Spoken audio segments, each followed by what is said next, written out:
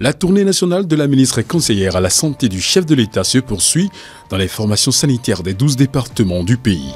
Après les étapes de l'Atlantique littoral, de l'Ouémé et du Plateau, Claudine Prudencio a continué son périple dans les établissements hospitaliers des départements du Mono-Koufou et du Zou.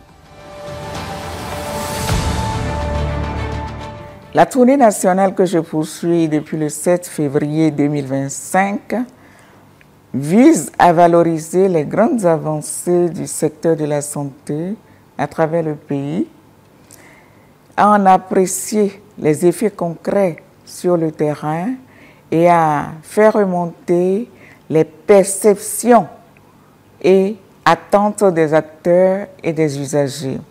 Elle s'inscrit dans une logique de complémentarité et de coordination institutionnelle en appui aux efforts conduits par le ministre de la Santé et ses équipes.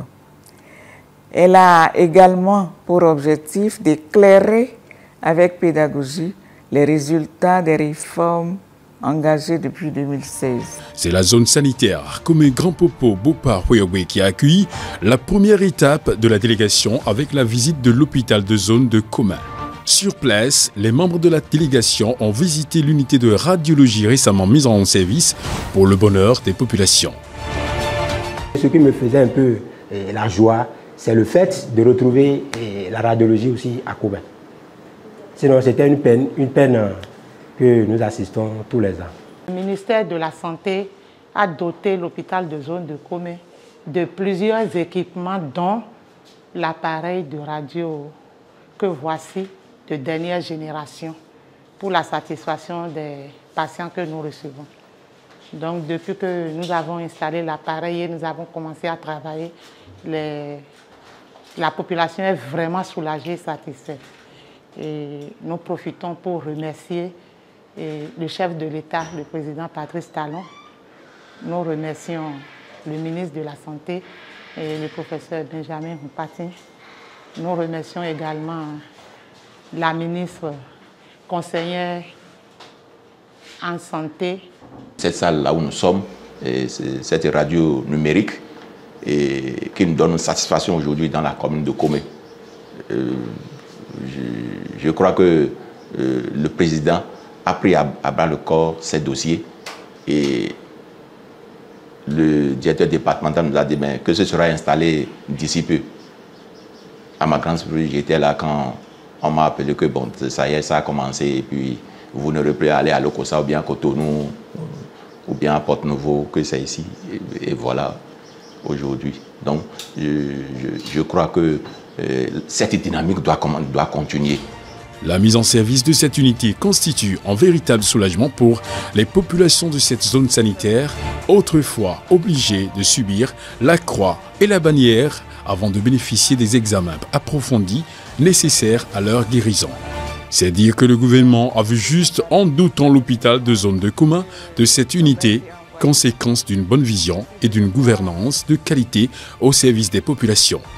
Toujours dans le cadre des réformes et des investissements en vue de l'amélioration de la qualité des soins offerts aux populations, l'hôpital de zone Koma Grand Popo Bopar Huawei disposera dans les jours à venir d'une unité de prise en charge des malades de la tuberculose. La ministre conseillère est allée constater l'évolution des travaux.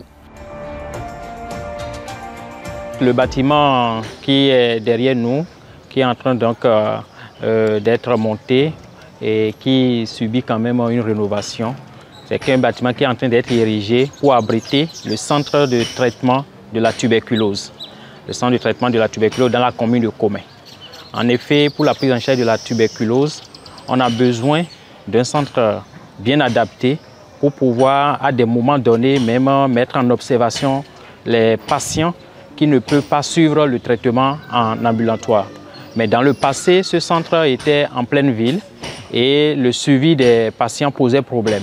Et donc, avec les plaidoyers nécessaires à l'endroit du ministère et avec l'accompagnement du gouvernement du président Patrice Talon, l'accord a été donné pour qu'on puisse ériger maintenant ce centre au sein de l'hôpital, ce qui va permettre un suivi rapproché de ces patients, une observation une observance correcte donc, du traitement et également l'accompagnement des différents spécialistes de la maison. Donc, je veux parler donc, des médecins généralistes, des médecins spécialistes qui pourront donc accompagner ces patients donc, dans leur suivi. Ces travaux qui ont commencé bientôt 2 semaines, doivent être livrés d'ici 3 semaines au plus. Donc, c'est un délai de livraison de 1 mois au plus. Et nous faisons le suivi nécessaire pour que les travaux puissent être rapidement livrés avec la qualité qu'il faut. Parce qu'avec le président Talon aujourd'hui, il y a vraiment des exigences en matière donc, de réalisation donc, des infrastructures. Donc nous faisons un suivi rapproché pour que tout soit fait. Et le prestataire, c'est-à-dire celui qui est en charge donc, de la construction, c'est qu'il a à livrer un bâtiment qui doit répondre aux normes et aux exigences décrites donc, dans son cahier de charge. Grâce à la dynamique en place au sein de cette formation sanitaire, les usagers expriment leur fierté quant à la mise en œuvre des réformes du gouvernement dans le domaine de la santé. Le mauvais accueil et le mauvais traitement des patients sont désormais de lointains souvenirs. Motif de satisfaction et de joie pour les populations. Je suis en train de jeter de fleurs. Depuis l'avènement du Patrice Talon, quand vous rentrez dans les hôpitaux, il y a un accueil chaleureux. Hier, quand je suis arrivé, je suis tombé sur celui qui m'a accueilli ici. Vraiment, il m'a accueilli et aussi le personnel m'a accueilli. J'avais eu des difficultés parce que on m'a demandé de prendre une prise en charge. Donc, je ne savais pas comment le faire. Donc, ils m'ont dit d'aller faire en ligne. C'est ça que j'ai fait et puis tout s'est bien passé. Par rapport à l'accueil, je suis totalement content, satisfaisant. Voilà. Les usagers de cette maison sont satisfaits. Satisfaits en ce sens que les césariennes, à commencer par les césariennes aujourd'hui, les femmes applaudissent. Parce qu'avant, c'était des prix exorbitants qu'on leur donnait. Et puis, des gens fuyaient et laissaient même leur colis aujourd'hui ici pour aller se coucher à la maison, pour attendre l'heure de Dieu. Mais après tout, le médecin aussi est à côté. Mais aujourd'hui, les femmes viennent ici à tout bout de champ. Et elles sont satisfaites.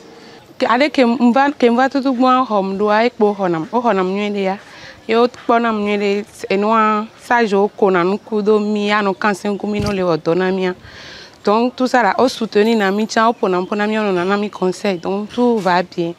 Et nous on les changer, tout s'améliore un peu. Kemba tout bon, bon, amélioration, j'ai dit quoi, nous les j'ai dit voilà.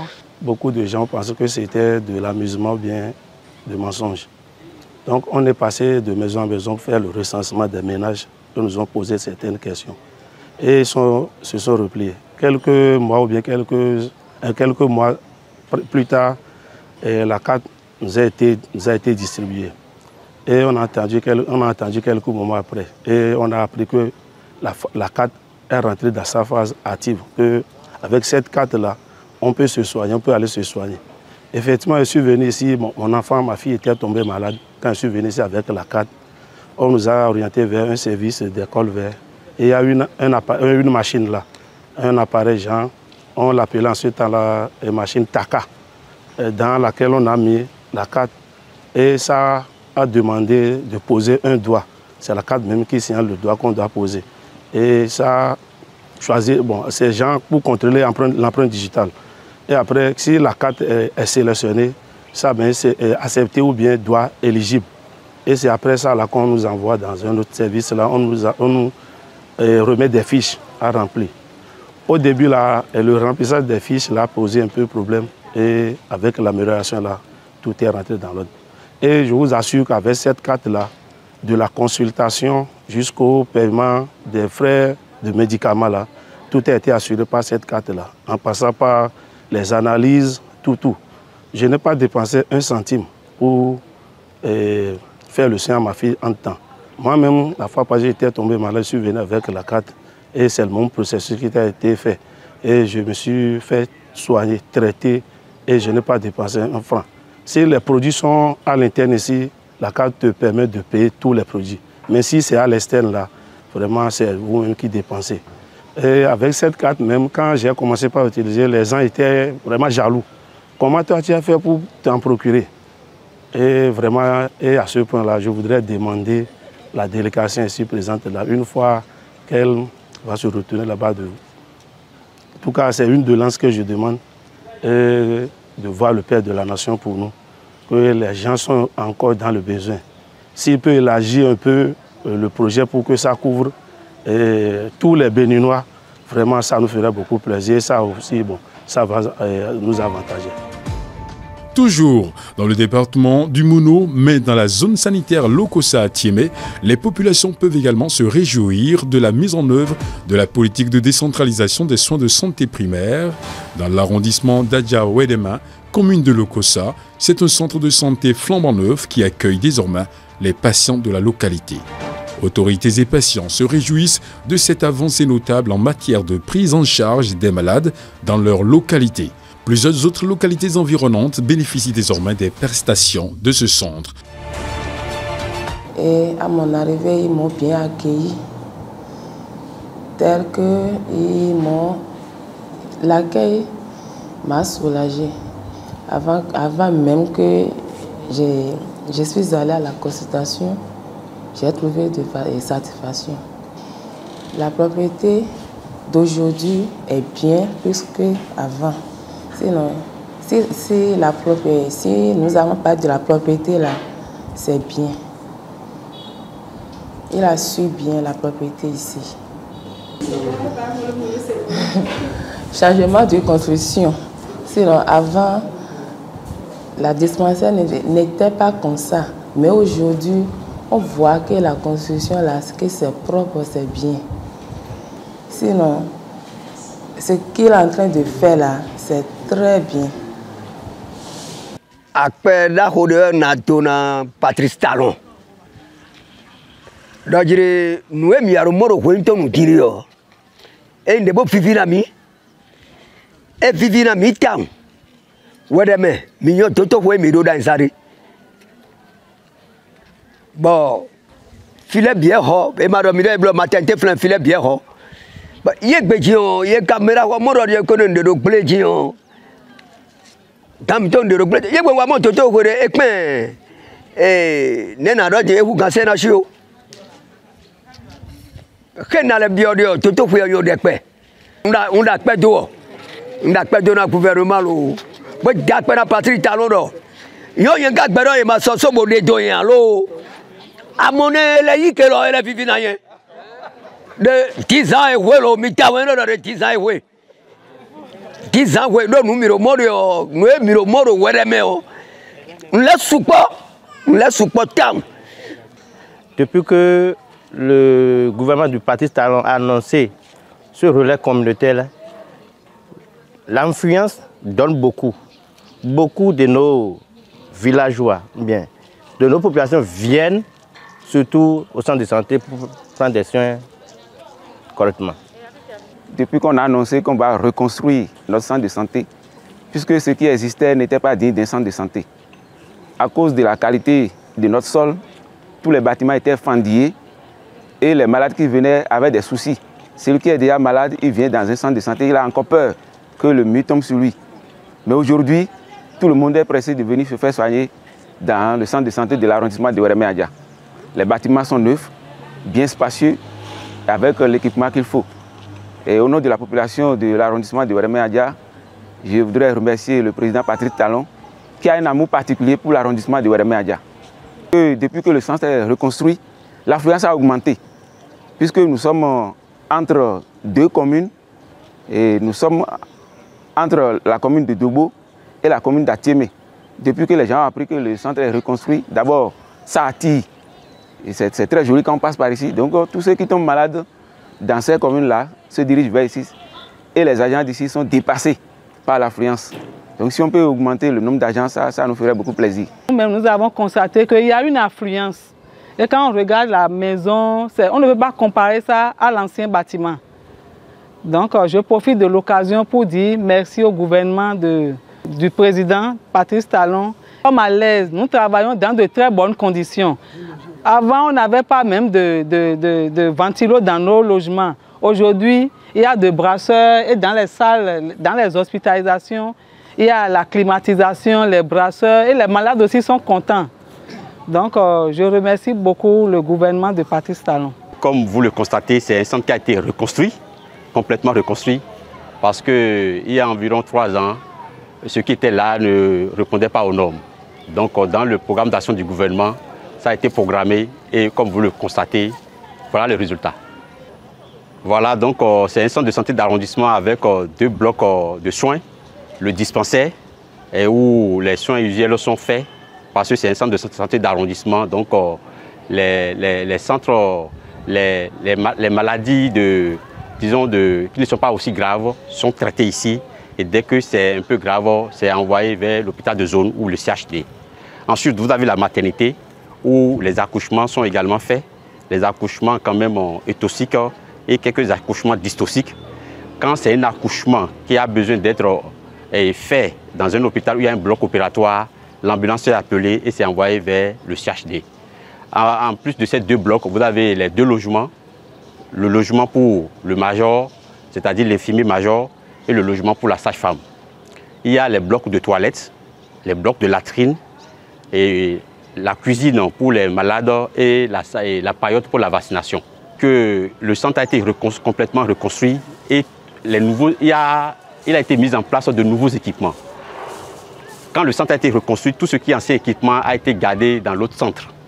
Donc les nouveaux équipements, c'est-à-dire qu'on a mis en place de nouveaux équipements. Je veux dire que ce soit au dispensaire, à la maternité, c'est des nouveaux équipements qui sont dedans.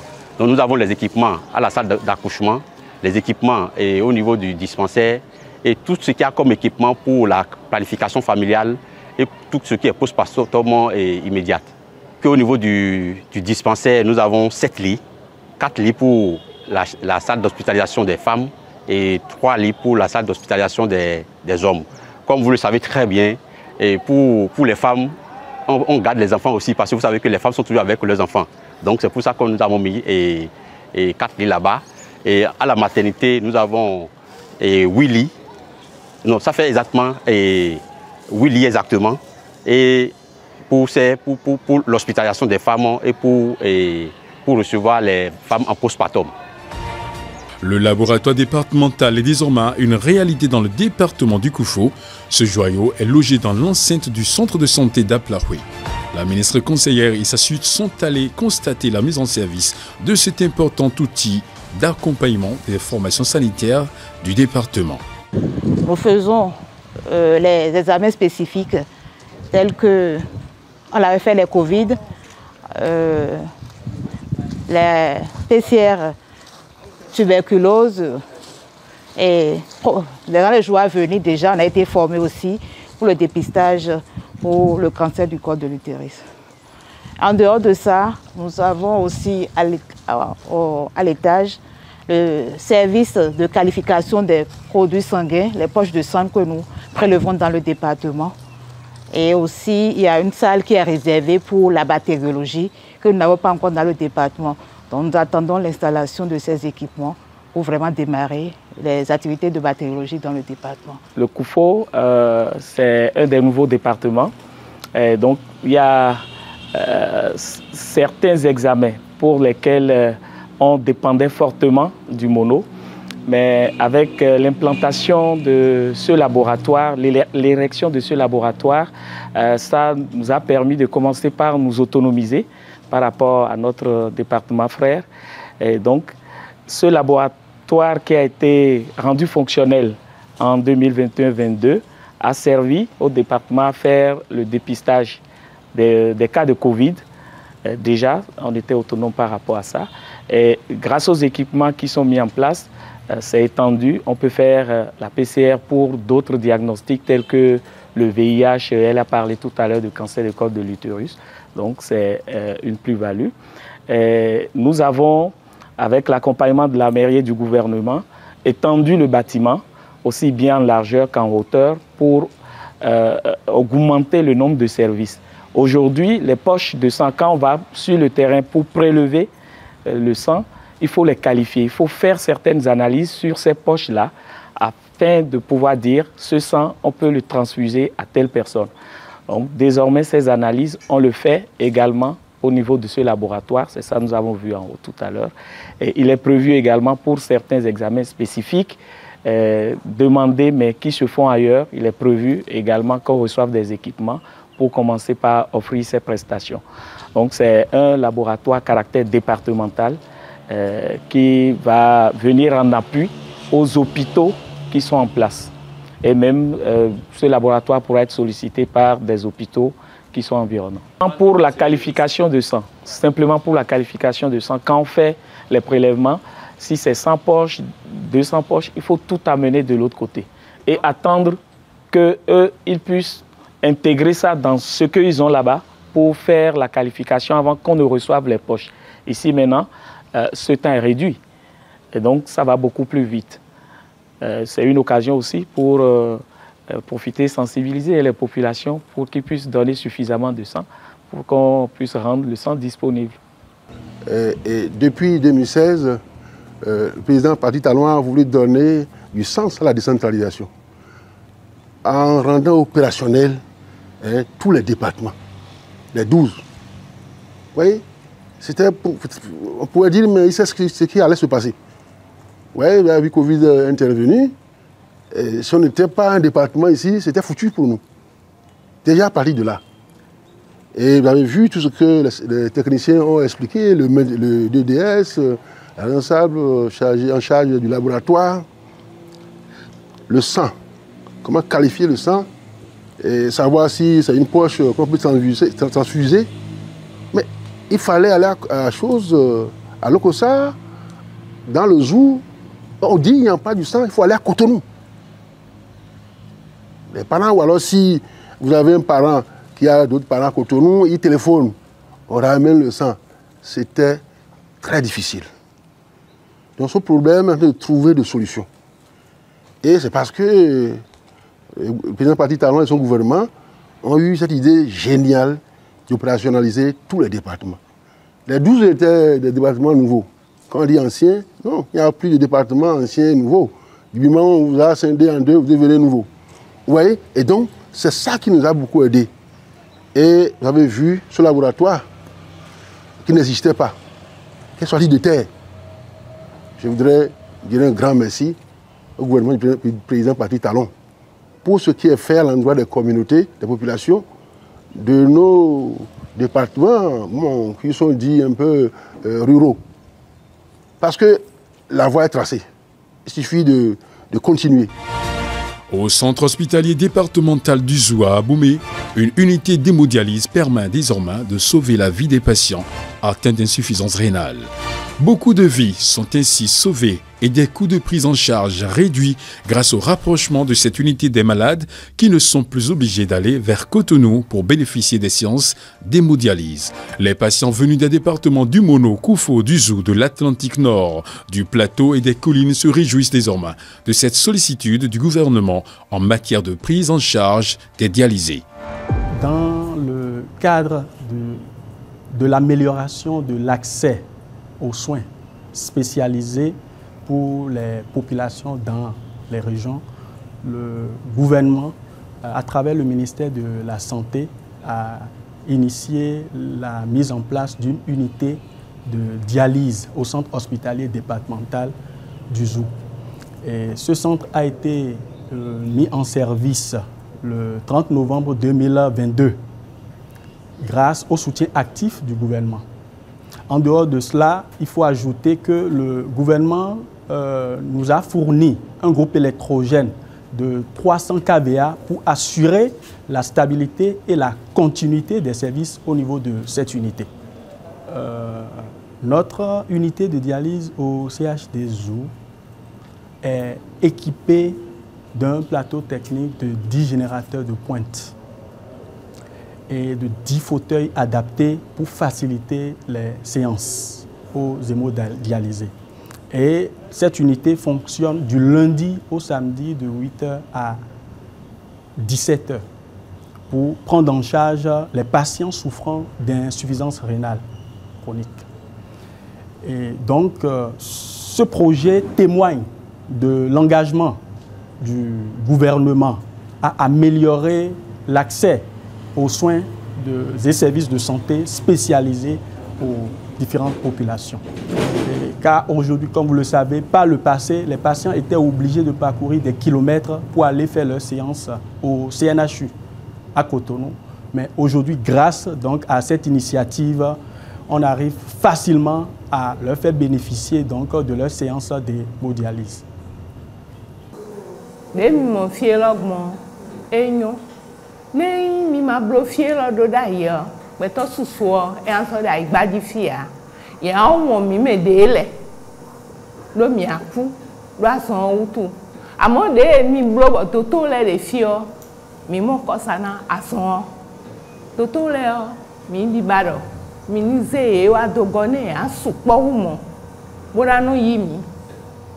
Machine le de so ele supo mo wenyo no mi do mi de no asansan me de le no ahwe mi kaka ina ton ne to ito me li osan ku we ba ina iwe toto le no wuri bonu mi me e no wuri bonu mi tam ne mi wa we blo machine le do bo mi bio ho me o e no mi ni mlain do li ojo e no wa mi gan bono sunsun mi bono kiko po bono kiko do ami bono sunsun mi kanji wa ko bono brancher mi o nwe wi wa we uve de si ade bo wa o uve le onje titonji nanji no che e on se uve me kutonu we ne me de do akwe o e ayi kutonu ne me de ma do akwe o ya ze do ko gbegbo an gidigidi we kutanu ayi di huando wan le dogo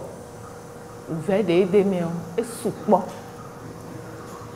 opo wa ikuta ndon dian aje don dian yo to me don lele ya pon e hwe azan labo a o e si yin sami we na iwe we te na ango amo uve de me o e supo. Donc de 2016 jusqu'en 2023 j'allais faire la dialyse 2 fois par semaine au CNHU parce que je suis en fonction ici, je suis un agent de l'État en fonction ici, j'ai ma famille ici. Et les 2 fois là par semaine, je ne peux pas vous dire ce que ça coûte. Vous pouvez imaginer pour l'aller-retour, il m'est arrivé de passer la nuit au CNHU pendant 5 ans. Et depuis que l'avènement de ce centre, c'est véritablement un soulagement pour nous tous qui avons pendant des années fait ce parcours-là à nos risques et périls. Dieu merci, on est encore en vie et nous rendons grâce à tous ceux qui ont œuvré pour que ce centre soit opérationnel depuis 2023, puisque ça a apporté un plus pour nous qui fréquentons ça. Il y a des couples qui se sont même disloqués. Il y a des gens qui ont perdu leurs emplois. Peut-être ne serait-ce un artisan, un menuisier qui a sa clientèle ici. Il est obligé d'aller à Cotonou. Des gens ont laissé même leur activité pour aller carrément rester à Cotonou, peut-être avec des parents ou bien ils restent totalement à eux-mêmes au CNHU pendant des mois, pendant 2 mois pour revenir une fois. Donc ça a créé beaucoup de dommages que l'ouverture du centre a comblé. Moi qui suis ici aussi, je ne suis pas le seul, on est nombreux. On avait commencé avec 12. Les 12, ne serait-ce si on enlève ce que nous dépensons comme coût pour l'aller-retour 2 fois et revenir encore aller au boulot et autres, ce n'était pas facile. Au moins aujourd'hui, nous prenons l'argent là pour faire chose dans nos familles. Donc l'avènement de ce centre à Abomey est vraiment une action vraiment sociale du gouvernement du président Talon, dont je profite au nom des dialysés du Bénin et au nom des dialysés d'ici, de lui dire vraiment merci au président de façon personnelle et à tout son gouvernement et à toute son équipe, ceux qui ont œuvré pour que nous ayons ce centre, le personnel soignant, les médecins et autres qui sont avec nous. Ça nous a beaucoup facilité la tâche.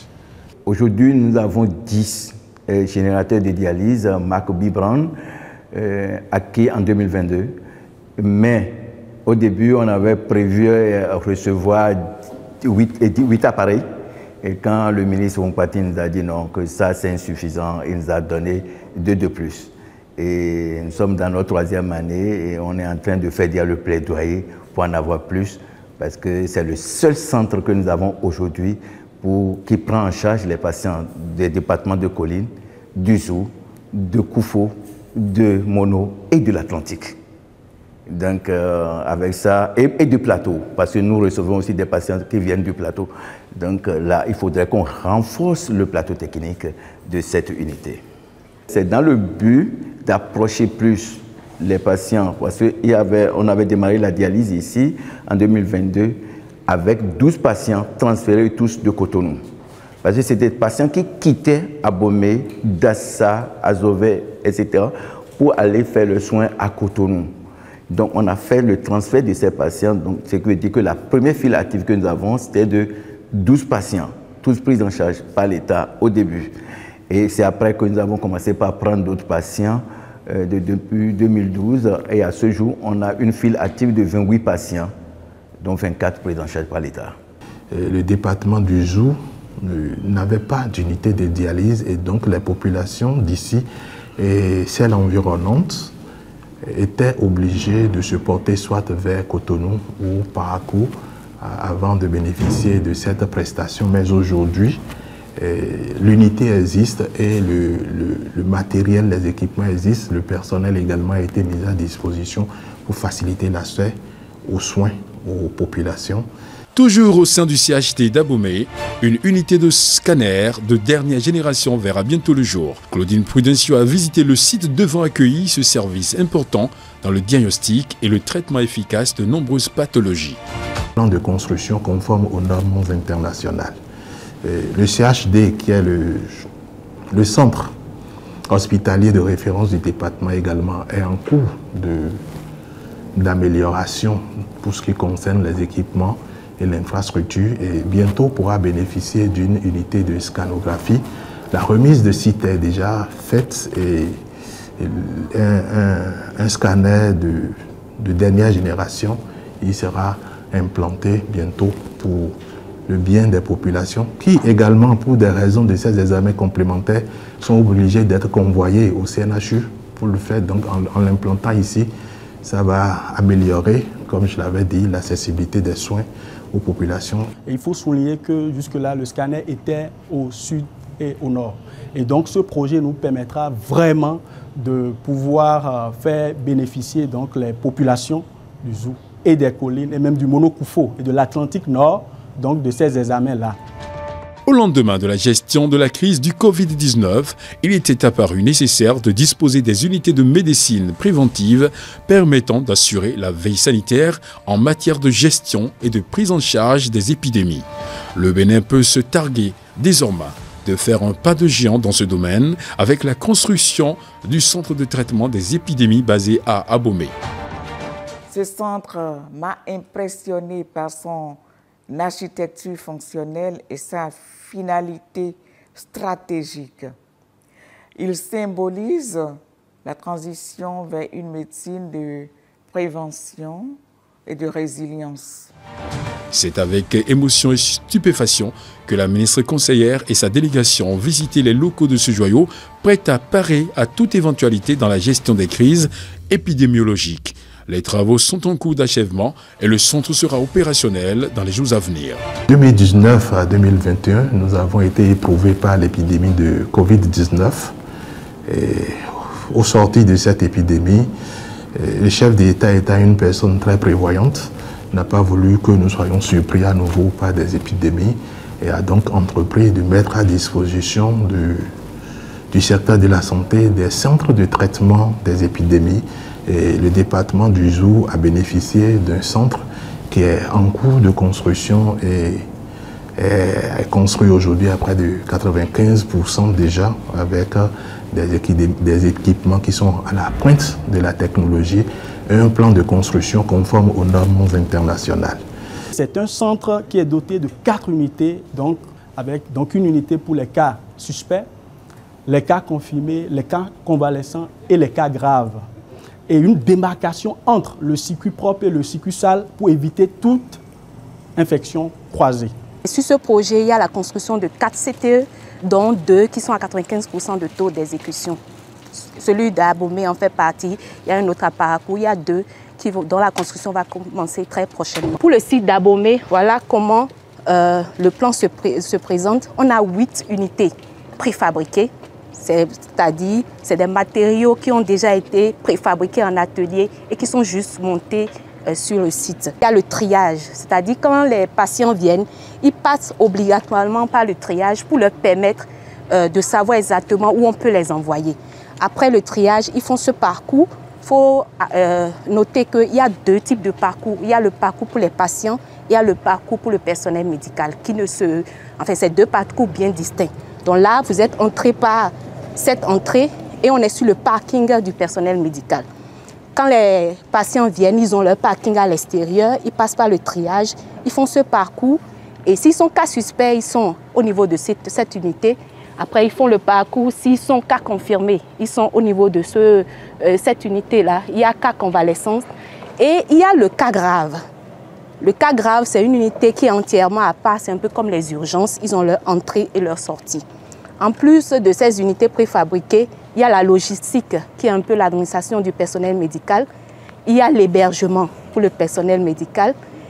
Et il y a une chambre mortuaire provisoire parce que, comme vous le savez, c'est les épidémies, on ne garde pas les corps, donc c'est juste provisoire. Alors, le parcours du personnel médical, c'est ça, c'est les galeries. Et il y a des galeries qui relient tous les bâtiments. Maintenant, pour les bâtiments en matériaux définitifs, nous avons le cas grave. On a la pharmacie magasin, on a une buanderie stérilisation et on a un incinérateur semi-électrique. On a le local technique et le local transformateur. Le service de transfusion sanguine du zoo constitue la dernière étape de la tournée de la ministre conseillère à la santé du chef de l'État.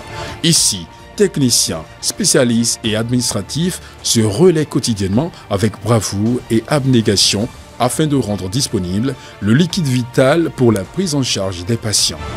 Il y a tout un chacun de nous d'avoir besoin du sang, on ne le souhaite pas, mais aujourd'hui, lorsqu'on en aura besoin, je peux vous dire que vous pouvez garder espoir et garder conviction que ce produit sera disponible pour vous parce que nous avons une antenne construite, lourdement équipée avec un personnel qualifié et qui est à pied d'œuvre, qui produit des produits sanguins sous toutes ses formes et toutes ses coutures parce qu'aujourd'hui, au niveau du département, nous avons la possibilité de fragmenter le produit sanguin en des sous-produits dont les patients ont généralement besoin de manière spécifique. Et comme vous l'avez vu, cette unité fonctionne à plein régime.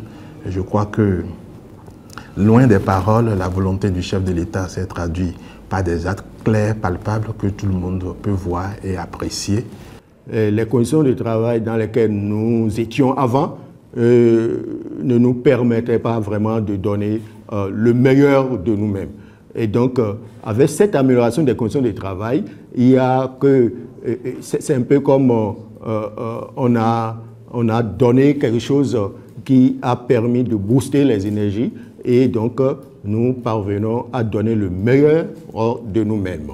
Il faut dire que dès que nous avons intégré ce bâtiment, nous avons constaté d'ailleurs qu'il y a une augmentation de nos capacités de production. Nos capacités de production, cela suppose quoi?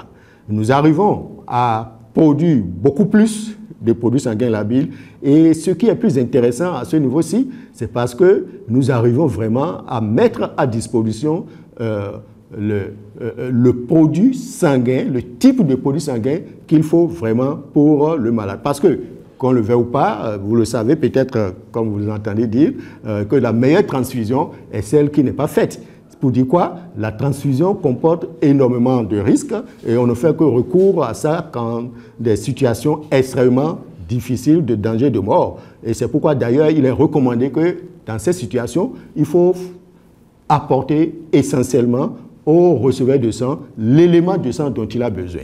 Nous en souffrions avant. Et donc, lorsque nous avons intégré ce bâtiment-ci, avec les équipements que nous avons reçus, la centrifugeuse réfrigérée, qui d'ailleurs, tout à l'heure, vous l'avez vu, et consomme énormément de l'énergie, ça nous a permis de rendre beaucoup plus disponible le plasma frais congelé. Le plasma frais congelé. Autre chose qui est très intéressant ici est que avant que nous ne venions ici, nous ne rendons pas du tout disponible pour les malades les plaquettes.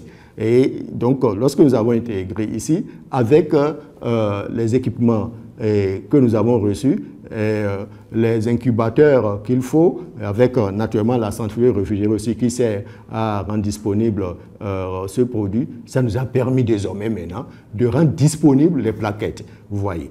Et donc, en plus de ça, nous continuons effectivement de produire davantage des concentrés de globules rouges, voilà, qui sont les plus utilisés d'ailleurs. Parce que lorsqu'on parle d'anémie, très souvent, ce n'est qu'effectivement à ça qu'on pense en premier lieu. Et c'est ça qui est utilisé suffisamment. Ceci montre qu'il y a une nette amélioration de la sécurité transfusionnelle. Et pour aller dans les chiffres, je peux vous dire que avant que nous n'intégrions ici, par exemple, nous n'arrivons pas au cours d'une année à rendre disponible 19 000 produits sanguins. C'est que si nous rendons disponible, c'est plus, au plus c'est 18 300, ça n'atteint jamais 19 000 produits sanguins labiles. Mais depuis que nous avons intégré ici, et l'année passée par exemple, nous avons atteint 27 200 produits sanguins labiles que nous avons eu à préparer. Ça fait quoi? Ça a augmenté la capacité de production, constitue quand même un endroit qui dessert beaucoup de départements à la fois, compte tenu de sa situation géographique. Ici déjà, nous desservons, ça là c'est clair, les collines, parce que aussi nous allons chercher les poches de sang dans les collines pour pouvoir vraiment les préparer ici, quitte à pouvoir les rendre disponibles. Mais aussi les autres départements comme le Koufo, comme le Plateau, et bien sûr l'Atlantique littoral et par moment les départements du Nord viennent aussi chercher des produits sanguins labiles ici. C'est pour vous dire que, au fait, c'est un service qui est vraiment disponible pour la communauté, et c'est là, je m'en vais dire ceci, que si nous disposons d'un joyau comme ceci, d'un service comme ceci, bien équipé, si nous en disposons 4 pour le pays, je pense que le problème de sécurité transfusionnelle sera réglé pour le pays. Ce centre est un exemple remarquable de ce que j'appellerais un écosystème de proximité réussi. Il combine accueil, fonctionnalité, hygiène et inscription dans le tissu communautaire. Oui, ce modèle est duplicable à condition de maintenir une volonté politique, comme nous voyons actuellement, de garantir une ingénierie adaptée et de renforcer la mobilisation des acteurs locaux. Il représente une forme d'urbanisme sanitaire à taille humaine, parfaitement aligné avec les enjeux actuels de territorialisation des soins. L'approche de proximité est aujourd'hui une exigence démocratique. Elle réduit les distances géographiques, mais aussi symboliques, entre l'État et les citoyens. En matière de santé, rapprocher les plateaux techniques, humaniser les services et adapter les interventions aux réalités sociales locales. Cette logique est au cœur de la justice sociale et de la souveraineté sanitaire. Afin de rendre ce service plus opérationnel pour plus de résultats, plusieurs investissements ont été menés. Mais les responsables de l'unité, en appelant au gouvernement à jeter un regard bienveillant pour une optimisation des résultats et une proximité accrue en matière de collecte de sang, matière première indispensable pour le fonctionnement du centre. Bien, comme je le disais, pour quand même augmenter encore davantage notre capacité de production, il nous faut aussi des moyens. Tout à l'heure, vous avez constaté qu'il y a coupure de courant et rapidement c'est remis. Dieu merci, nous ne disposons pas actuellement d'un groupe électrogène. Il nous faut d'un groupe électrogène de 500 kVA que nous n'en disposons pas encore. C'est vrai que la direction générale de la NTS est bien informée. Les procédures sont en cours pour que d'ici là, nous puissions avoir ce groupe électrogène. En plus de ça, nous souffrons de manque de moyens roulants.